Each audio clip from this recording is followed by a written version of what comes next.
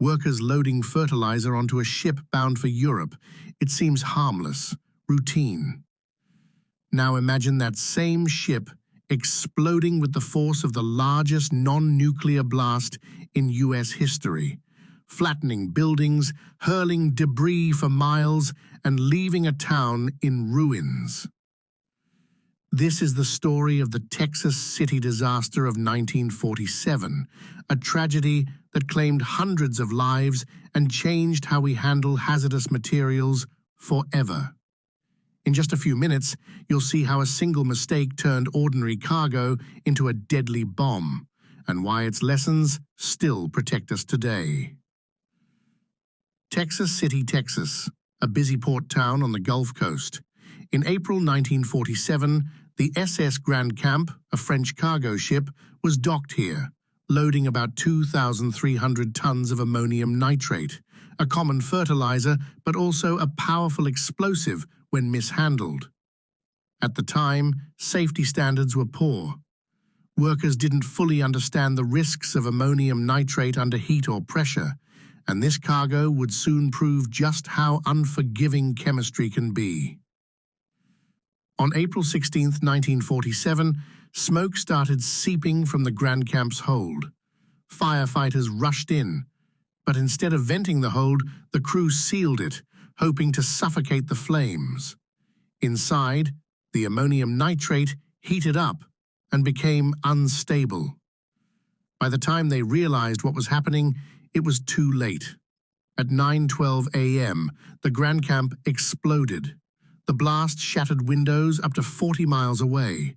A 2-ton anchor was hurled nearly a mile. A mushroom cloud rose 2,000 feet into the sky. Nearby oil tanks, refineries, and another ship, the SS High Flyer, caught fire. 16 hours later, the High Flyer exploded too, amplifying the devastation. The destruction was unimaginable. Entire buildings were leveled, homes flattened. Over 500 people died, including dock workers, firefighters, and bystanders. More than 5,000 were injured. Fire crews from miles away fought fires for days. Many rescuers lost their lives trying to contain the damage. It was one of the deadliest industrial accidents in US history, and a harsh lesson in what happens when dangerous materials are not properly managed. The Texas City disaster forced a complete overhaul of how hazardous materials are handled. New laws required proper labeling and storage of chemicals like ammonium nitrate. Port workers received better training. Strict regulations for transporting, loading, and unloading dangerous goods were put in place. Firefighting techniques were modernized, and emergency responders were better equipped to handle chemical fires. These changes didn't just protect Texas City, they set the groundwork for global hazardous materials standards used today.